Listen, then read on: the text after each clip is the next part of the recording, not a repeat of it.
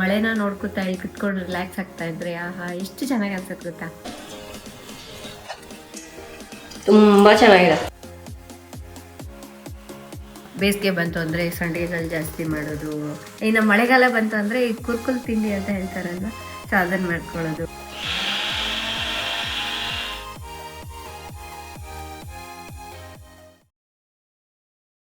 Hi friends, ಮಾಯಲಗೆ ಚಾನಲ್ಗೆ ತಮ್ಮೆಲ್ಲರಿಗೂ ಸ್ವಾಗತ.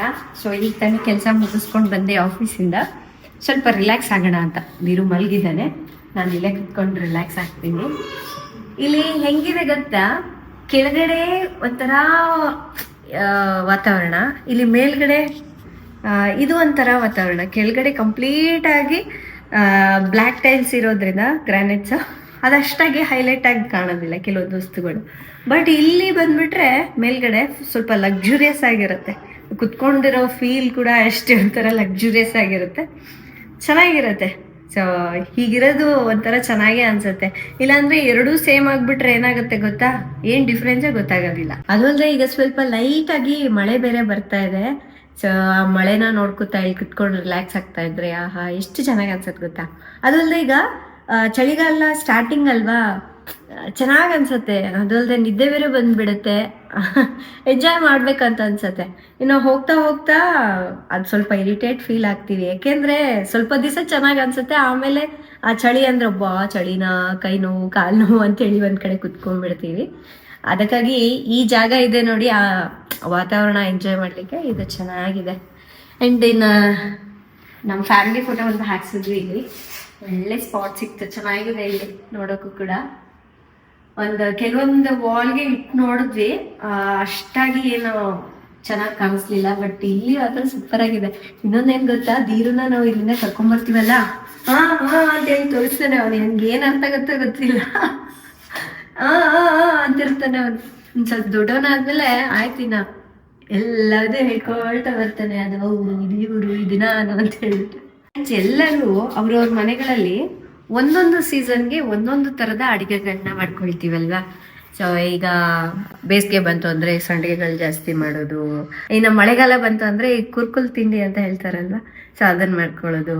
ಅದೇ ರೀತಿ ಚಳಿಗಾಲ ಬಂತು ಅಂದರೆ ಈ ನಟ್ಸು, ಡ್ರೈ ಫ್ರೂಟ್ಸು, ತುಪ್ಪಗಳನ್ನೆಲ್ಲ ಹಾಕಿ ಮಾಡಿ ಇಟ್ಕೊಳ್ತೀವಿ. ದೀಪಾವಳಿಯಿಂದನೇ ಸ್ಟಾರ್ಟ್ ಮಾಡ್ಬಿಡ್ತಾರೆ. ದೀಪಾವಳಿಗಿಂದನೇ ಎಲ್ಲರೂ ಸ್ನ್ಯಾಕ್ಸ್ ಮತ್ತೆ ಈ ಸ್ವೀಟ್ಸು, ಡ್ರೈ ಫ್ರೂಟ್ಸ್ ಎಲ್ಲ ಜಾಸ್ತಿ ಯೂಸ್ ಮಾಡ್ತೀವಲ್ವಾ. ಯಾಕಂದ್ರೆ ಚಳಿಗಾಲದಲ್ಲಿ ಬಾಡಿ ವಾರ್ಮ್ ಆಗಿ ಇಡ್ಬೇಕಲ್ವಾ, ಬಾಡಿ ಹೆವಿ ಆಗಿ ವರ್ಕ್ ಮಾಡುತ್ತಾ, ಕ್ಯಾಲರೀಸ್ ತುಂಬಾ ಖರ್ಚಾಗುತ್ತೆ. ನಾವು ಡ್ರೈ ಫ್ರೂಟ್ಸ್ ಈ ತರ ತುಪ್ಪ ತಿನ್ನೋದ್ರಿಂದ ನಮ್ಗೆ ಸ್ವಲ್ಪ ಫುಡ್ ಅಲ್ಲೇ ಜಾಸ್ತಿ ಎನರ್ಜಿ ಸಿಗುತ್ತೆ. ಸೊ ಅದಕ್ಕಾಗಿ ಅವಾಗಿಂದನೂ ಅದು ಹಂಗೆ ಕಂಟಿನ್ಯೂ ನಮ್ಮ ಹಿರಿಯರಿಂದನೂ ಇದನ್ನ ಮಾಡ್ಕೊಂಡು ಬರ್ತಾ ಇದೀವಿ. ಬಟ್ ಕೆಲವರಿಗೆ ನಾವು ಯಾಕೆ ಮಾಡ್ತಾ ಇದೀವಿ ಅಂತ ಗೊತ್ತಾಗಲ್ಲ, ಅಂಡ್ ಯಾಕೆ ತಿನ್ಬೇಕು ಅನ್ನೋದು ಕೆಲವರು ಅನ್ಕೊಳ್ತಾ ಇರ್ತಾರೆ. ಬಟ್ ಇದೇ ರೀಸನ್ಗೆನೆ ಜಾಸ್ತಿ ಹಶ್ವಾಗ್ತಾ ಇರತ್ತೆ.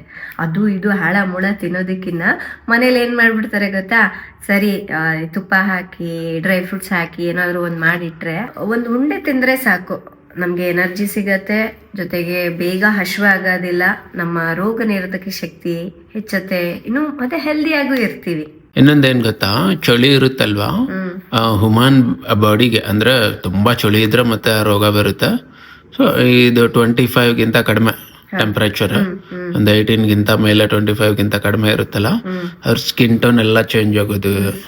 ಆಮೇಲೆ ಜಾಸ್ತಿ ಕೆಲವು ಜನರಿಗೆ ಇನ್ನೂ ಆಯುಷ್ ಜಾಸ್ತಿ ಆಗ್ಬಿಡುತ್ತೆ, ಒಂದು 2-3 ಇಯರ್ಸ್ ಜಾಸ್ತಿ ಬದುಕ್ತಾರೆ. ಅಂದ್ರೆ ಈ ಚಳಿಗಾಲದಿಂದ ಚಳಿ ಇರುತ್ತಲ್ಲ ಹೊರಗಡೆ, ನಮ್ಮ ಬಾಡಿಯಲ್ಲಿ ಆರ್ಗನ್ಸ್ ಎಲ್ಲ ಬಿಸಿಗೆ ಕುದಿತಾ ಕುದಿತಾ ಕುದಿತಾ ಒಂಥರ ಮಾಂಸ ಕುದ್ದಂಗ.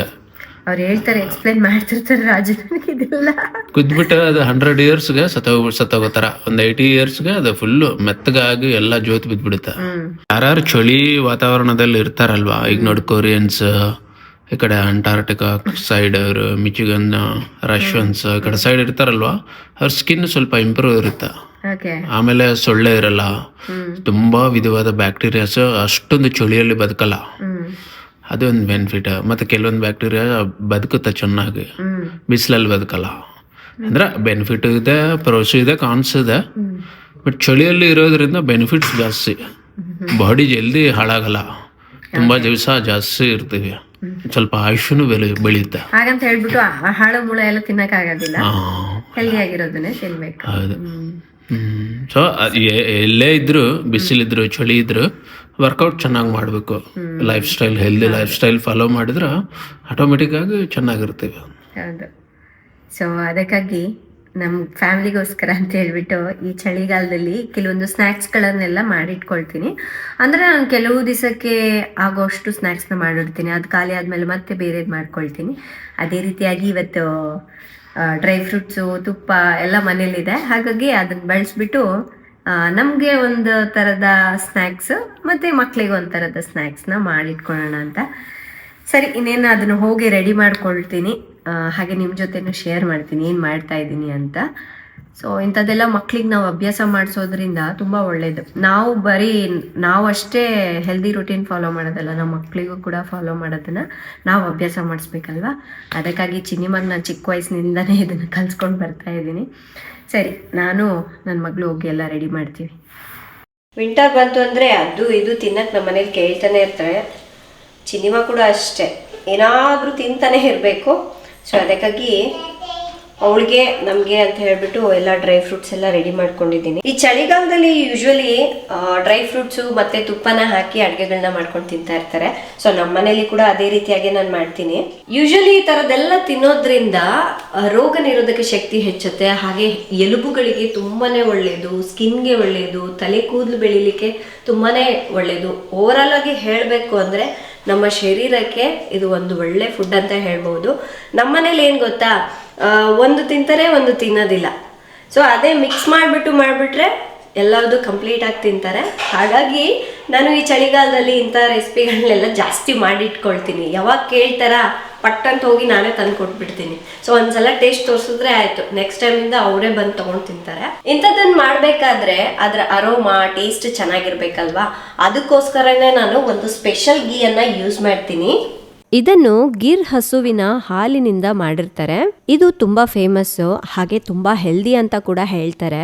ರೋಸಿಯರ್ ಅನ್ನೋ ಕಂಪನಿಯವರು ವೇದಿಕ್ ಪದ್ಧತಿಯಲ್ಲಿ ಈ ತುಪ್ಪವನ್ನ ಮಾಡಿ ಮಾರಾಟ ಮಾಡ್ತಾ ಇದ್ದಾರೆ.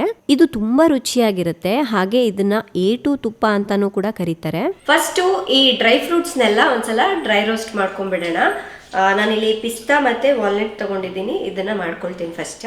ಫ್ರೆಂಡ್ಸ್, ನಾನು ಒಂದೊಂದು ಸಪ್ರೇಟ್ ಆಗಿ ಹುರ್ಕೊಳ್ತೀನಿ, ಏಕೆಂದ್ರೆ ಪಿಸ್ತಾ ಚಿಕ್ಕದಿರುತ್ತೆ, ಇದು ವಾಲ್ನಟ್ ಸ್ವಲ್ಪ ದೊಡ್ಡದಿರುತ್ತಲ್ವ, ಎಲ್ಲವುದು ಈವನ್ ಆಗಿ ರೋಸ್ಟ್ ಆಗಲ್ಲ. ಅದಕ್ಕಾಗಿ ಸಪ್ರೇಟ್ ಆಗಿ ಹುರ್ಕೊಳ್ತೀನಿ.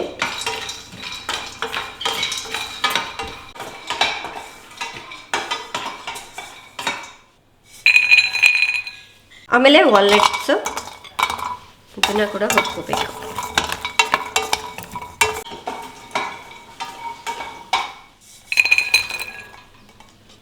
ಆಮೇಲೆ ಅಗಸೆ ಬೀಜನ ಹುರ್ಕೊಳ್ತಾ ಇದ್ದೀನಿ. ಸ್ವಲ್ಪ ಲಿಡ್ ಕ್ಲೋಸ್ ಮಾಡ್ತೀನಿ, ಇಲ್ಲಾಂದ್ರೆ ಎಲ್ಲ ಕಡೆ ಹಾರ್ಬಿಡುತ್ತೆ ಅದು. ಹಾಗಂತ ಹೇಳಿ ತುಂಬ ಹೊತ್ತು ಹಂಗೆ ಗ್ಯಾಸ್ ಮೇಲೆ ಇಟ್ಟರೆ ಸೀದ್ ಕೂಡ ಹೋಗ್ಬಿಡತ್ತೆ. ಹಾಗಾಗಿ ಅದು ಸ್ವಲ್ಪ ಬಿಸಿಗೆನೆ ಚೆನ್ನಾಗಿ ಹಾರುತ್ತಲ್ವ, ಅದಕ್ಕೆ ಬೇಯಿಸ್ಕೊಂಡಿದ್ದೀನಿ.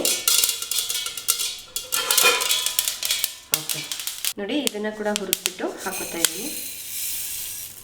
ಅದಾದಮೇಲೆ ಒಂದು ಚಿಕ್ಕ ಕಪ್ಪಷ್ಟು ಇದು ಮಖಾನ ತಗೊಂಡಿದ್ದೀನಿ, ಇದನ್ನು ಕೂಡ ಹುರ್ಕೋಬೇಕು. ಇದು ಸ್ವಲ್ಪ ಕ್ರಿಸ್ಪ್ ಆಗೋವರೆಗೂ ಹುರ್ಕೊಳ್ಳೋಣ. ಇನ್ನು ಇದು ಕೂಡ ಹುರ್ಕೊಡಾಗಿದೆ. ಇದನ್ನು ಹುರ್ಕೊಂಡಿದ್ದೀವಲ್ವ, ಕಂಪ್ಲೀಟಾಗಿ ತಣ್ಣಗಾಗಬೇಕು. ಹಾಗೆ ಅಗಸೆ ಬೀಜನ ಹುರಿಯೋದಕ್ಕಿಂತ ಹಾಗೆ ಡೈರೆಕ್ಟಾಗಿ ತಿಂದ್ರೇ ಅದರಲ್ಲಿರುವಂತಹ ನ್ಯೂಟ್ರಿಷನಲ್ ವ್ಯಾಲ್ಯೂಸ್ ಎಲ್ಲ ಸಿಗುತ್ತೆ ಅಂತ ಹೇಳ್ತಾರೆ. ಸೊ ನಾನು ಸ್ವಲ್ಪ ಲೈಟಾಗಿ ಅದನ್ನು ಹುರ್ಕೊಂಡಿದ್ದೀನಿ, ಇಲ್ಲ ಅಂತ ಹೇಳಿದ್ರೆ ಸ್ವಲ್ಪ ಹಸಿ ಸ್ಮೆಲ್ ಬಂದ್ಬಿಡುತ್ತೆ ಅಂತ. ಇಲ್ಲಿರುವಂತಹ ಎಲ್ಲ ಥರದ ಡ್ರೈ ಫ್ರೂಟ್ಸನ್ನು ಕೂಡ ಅಷ್ಟೇ ಲೈಟಾಗಿ ನಾನು ಹುರಿದಿಟ್ಕೊಂಡಿದ್ದೀನಿ. ಇದು ತಣ್ಣಗಾಗಲಿ. ಫ್ರೆಂಡ್ಸ್, ಇದು ತಣ್ಣಗಾಗಿದೆ, ಒಂದು ಜಾರ್ಗೆ ಹಾಕ್ಕೊಳ್ಳೋಣ.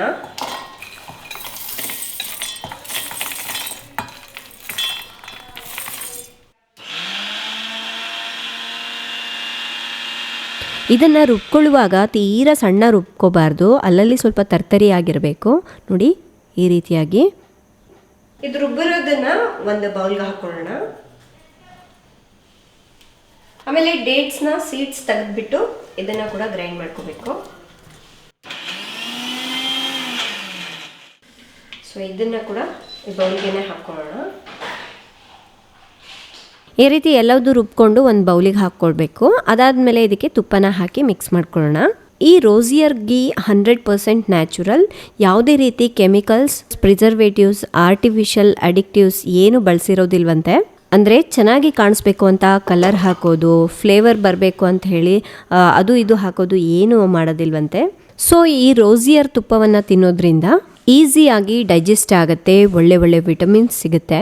ಈಗ ಇದೆಲ್ಲದನ್ನ ಚೆನ್ನಾಗಿ ಮಿಕ್ಸ್ ಮಾಡ್ಕೋಬೇಕು. ಸೊ ಈ ರೀತಿ ತುಪ್ಪ ಮತ್ತು ಡ್ರೈ ಫ್ರೂಟ್ಸನ್ನು ತಿನ್ನೋದ್ರಿಂದ ಬ್ರೈನ್ ಹೆಲ್ತ್ ಚೆನ್ನಾಗಿರುತ್ತೆ, ಜೊತೆಗೆ ಹಾರ್ಟ್ ಹೆಲ್ತ್ ಕೂಡ ಚೆನ್ನಾಗಿರುತ್ತೆ. ಏಕೆಂದರೆ ಇದರಲ್ಲಿ ಒಮೆಗಾ 3 ಫ್ಯಾಟಿ ಆಸಿಡ್ಸ್ ಇರುತ್ತೆ. ಈ ರೀತಿ ಮಿಕ್ಸ್ ಮಾಡ್ಕೊಂಡಾಗಿದೆ. ನಮ್ಗೆ ಯಾವ ಸೈಜ್ ಬೇಕೋ ಆ ಸೈಜ್ಗೆ ಉಂಡೆನ ಕಟ್ಕೊಳ್ಳೋಣ. ಇದಕ್ಕೆ ಬೇಕು ಅಂದರೆ ಏಲಕ್ಕಿ ಪುಡಿನ ಹಾಕೋಬೋದು, ಬಟ್ ನಾನು ಹಾಕಿಲ್ಲ. ತುಪ್ಪದಲ್ಲಿ ವಿಟಮಿನ್ ಇ ಇರೋದ್ರಿಂದ ನಮ್ಮ ಇಮ್ಯುನಿಟಿಯನ್ನು ಕೂಡ ಬೂಸ್ಟ್ ಮಾಡುತ್ತೆ. ಈ ಥರ ಪುಟ್ಟದ್ದು ಮಾಡಿದ್ದೀನಿ ನಾನು. ಇಂತಹ ತುಪ್ಪದಿಂದ ತಯಾರಿಸಿದ ಲಡ್ಡುಗಳನ್ನು ಮಕ್ಕಳಿಗೆ ಕೊಡೋದ್ರಿಂದ ತುಂಬ ಇಷ್ಟಪಟ್ಟು ತಿಂತಾರೆ.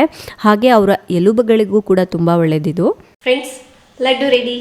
ಎಷ್ಟು ಕ್ವಿಕ್ ಆ್ಯಂಡ್ ಈಸಿಯಾಗಿ ಮಾಡ್ಬೋದಲ್ವಾ. ಟೇಸ್ಟ್ ಕೂಡ ಅಷ್ಟೇ ತುಂಬ ಸಖತ್ತಾಗಿರುತ್ತೆ. ಅದರ ಅರೋಮಾ ಆಗಿರ್ಬೋದು ಅಲ್ಟಿಮೇಟ್ ಆಗಿರುತ್ತೆ. ಆ್ಯಂಡ್ ದಿನ ಒಂದೊಂದು ಲಡ್ಡು ತಿನ್ನೋದ್ರಿಂದ ಸೊ ಹೆಲ್ತಿಗೆ ತುಂಬ ಒಳ್ಳೆ ಬೆನಿಫಿಟ್ ಸಿಗುತ್ತೆ. ರೆಡಿಯಾಗಿದೆ ಮಮ್ಮಿ, ರೆಡಿ. ಟೇಸ್ಟ್ ಮಾಡೋಣ. ತಗೋ, ಯಾವ್ದು ಬೇಕು ನಿಮಗೆ? ಇದು ಹೆಂಗಿದೆ? ಸುಟ್ಟಿದೆ. ಸೂಪರ್ ಇದೆನಾ? ಇಷ್ಟ ಆಯ್ತಾ ನಿಂಗೆ? ತುಂಬ ಚೆನ್ನಾಗಿದೆ. ಚೆನ್ನಾಗಿದೆ ಅಲ್ಲ? ಡೈಲಿ ಒಂದೊಂದು ಲಡ್ಡು ತಿನ್ಬೇಕು ನೀನು. ಓಕೆ. ಹೇಳ್ಬೇಕಂದ್ರೆ ಅವಳಿಗೆ ಅಗಸೆ ಬೀಜ ಇಷ್ಟ ಆಗಲ್ಲ, ಅದರಲ್ಲಿ ಮಿಕ್ಸ್ ಮಾಡಿರೋದ್ರಿಂದ ಗೊತ್ತಾಗಲ್ಲ. ಹೆಲ್ತ್ ಬೆನಿಫಿಟ್ ಸಿಗುತ್ತೆ ಮಕ್ಕಳಿಗೆ. ಚರ್ಸ್.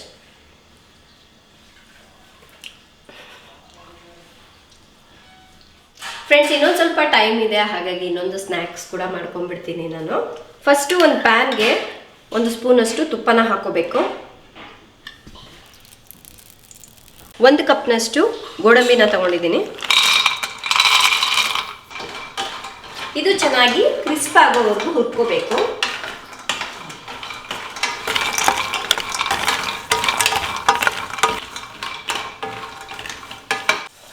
ಫ್ರೆಂಡ್ಸ್, ಇದಾಗಿದೆ. ಈಗ ಒಂದು ಬೌಲ್ಗೆ ಹಾಕೊಳ್ಳೋಣ.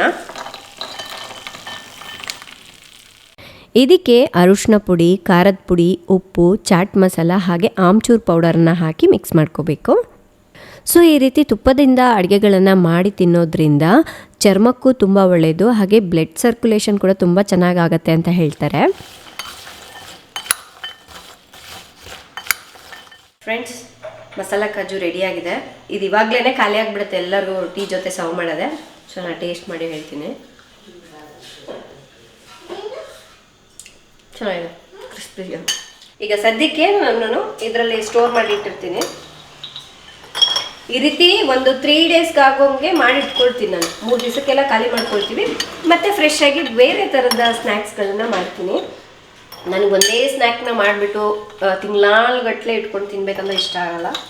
ಫ್ರೆಂಡ್ಸ್, ಈಗ ಬಿಸಿ ಬಿಸಿಯಾಗಿ 1 ಕಪ್ ಟೀ ಮಾಡ್ಕೊಳ್ತೀನಿ. ನೀವು ಕೂಡ ಈ ತುಪ್ಪನ ತಗೋಬೇಕು ಅಂದರೆ ಡಿಸ್ಕ್ರಿಪ್ಷನಲ್ಲಿ ಎಲ್ಲ ಡೀಟೇಲ್ಸ್ ಕೊಟ್ಟಿರ್ತೀನಿ. ಒಂದ್ಸಲ ಹೋಗಿ ಚೆಕ್ ಮಾಡಿಕೊಂಡು ಬೈ ಮಾಡ್ಕೊಳ್ಳಿ. ಹಾಗೆ ನೀವು ಮಾಯಾಲೋಕ 15 ಅನ್ನೋ ಕೋಡ್ನ ಯೂಸ್ ಮಾಡಿದ್ರೆ ಫ್ಲಾಟ್ 15% ಆಫ್ ಆಗುತ್ತೆ. ಫ್ರೆಂಡ್ಸ್, ಇವತ್ತಿನ ಈ ಸೂಪರ್ ಈಸಿ ರೆಸಿಪಿ ತಮ್ಮೆಲ್ಲರಿಗೂ ಇಷ್ಟ ಆಗಿದೆ ಅಂದ್ಕೊಳ್ತೀನಿ. ಸೊ ನಾವು ಇನ್ನೊಂದೇನು ಗೊತ್ತಾ, ಮನೆ ಫುಡ್ನ ನಾವು ಮಕ್ಕಳಿಗೆ ಆಗಿರ್ಬೋದು, ನಮಗೆ ಆಗಿರ್ಬೋದು, ಅದು ತಿನ್ನೋದನ್ನ ಅಭ್ಯಾಸ ಮಾಡಿಸಿದ್ರೆ ನಮ್ಮ ಹೆಲ್ತ್ ಅದಕ್ಕೆ ಸೆಟ್ ಆಗುತ್ತೆ. ಅದೇ ನಾವು ಈಗ ಹೊರಗಡೆ ಫುಡ್ ಜಾಸ್ತಿ ತಿಂತಾ ಇದ್ದೀವಿ ಅನ್ಕೊಳ್ಳಿ, ನಮಗೆ ಮನೇಲಿರೋದು ಸೇರೋದಿಲ್ಲ, ಹೊರಗಡೆದೇ ಜಾಸ್ತಿ ತಿನ್ಬೇಕು ಅಂತ ಅನ್ಸುತ್ತೆ. ಜೊತೆಗೆ ಹೆಲ್ತ್ ಅದಕ್ಕೇನೆ ಅಡ್ಜಸ್ಟ್ ಆಗಿಬಿಡತ್ತೆ. ಆದಷ್ಟು ಈ ರೀತಿ ಮನೆಯಲ್ಲಿ ಹೆಲ್ದಿಯಾಗಿ ಮಾಡ್ಕೊಂಡಿರೋದನ್ನ ಮನೇಲಿರೋರು ಎಲ್ಲರಿಗೂ ತಿನ್ಸೋದ್ರಿಂದ ನಮ್ಮ ಆರೋಗ್ಯನೂ ಚೆನ್ನಾಗಿರುತ್ತೆ, ಹಾಗೆ ನಮ್ಮ ಫ್ಯಾಮಿಲಿ ಆರೋಗ್ಯನೂ ಚೆನ್ನಾಗಿರುತ್ತೆ. ಸೊ ನಾನು ಇದು ನಿಜವಾಗ್ಲೂ ಹೇಳಬೇಕು ಅಂದರೆ ಫಸ್ಟಿಂದನೂ ಫಾಲೋ ಮಾಡ್ತಾ ಮಾಡ್ತಾ ಮಾಡ್ತಾ ಈಗ ನಮ್ಮ ಚಿನಿಮಾಗೂ ಕೂಡ ಹೊರಗಡೆದಕ್ಕಿನ್ನ ಜಾಸ್ತಿ ಮನೇಲಿರೋದೇ ತಿನ್ನಬೇಕು, ಅಂದರೆ ಮನೇಲಿ ಏನೇನು ಮಾಡಿರ್ತೀವಲ್ವ ಅದನ್ನು ಟೇಸ್ಟ್ ಮಾಡಬೇಕು ಅಂತ ಹೇಳಿ ಇಷ್ಟಪಡ್ತಾಳೆ. ಅದಕ್ಕಾಗಿ ನಾನು ಮಕ್ಕಳಿಗೆ ಫಸ್ಟಿಂದನೂ ಇದನ್ನೇ ತಿನ್ನಿಸಿ ಹೆಲ್ದಿಯಾಗಿರೋದನ್ನೇ ಅಭ್ಯಾಸ ಮಾಡಿ ಅಂತ ಹೇಳ್ತೀನಿ. ಇದರಿಂದ ನಮ್ಮ ಫ್ಯಾಮಿಲಿ ಆರೋಗ್ಯನೂ ಚೆನ್ನಾಗಿರುತ್ತೆ. ಆ್ಯಂಡ್ ಇವತ್ತಿನ ಬ್ಲಾಗ್ ಅಂತೂ ಇಲ್ಲೇ ಎಂಡ್ ಮಾಡ್ತಾ ಇದ್ದೀನಿ. ತಮ್ಮೆಲ್ಲರಿಗೂ ವಿಡಿಯೋ ಇಷ್ಟ ಆದರೆ ಪ್ಲೀಸ್ ಲೈಕ್ ಮಾಡಿ, ಶೇರ್ ಮಾಡಿ. ನಾಳೆ ಇನ್ನೊಂದು ಹೊಸ ವಿಡಿಯೋದೊಂದಿಗೆ ಮತ್ತೆ ಸಿಗೋಣ. ಅಲ್ಲಿವರೆಗೂ ಟೇಕ್ ಕೇರ್, ಬೈ.